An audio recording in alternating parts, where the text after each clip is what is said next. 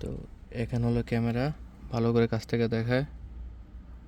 এখানে কি আছে, 50 ampere iOS and 100x periscope camera, SIM slot or pin নিচে। সব থেকে কোয়ালিটিফুল আমার থেকে লাগলো এটাতে জিবি স্পিকার হলো JBL 12 GB 256 GB 5G।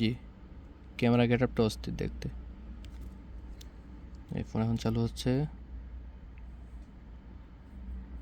চালু হয়ে গিয়েছে।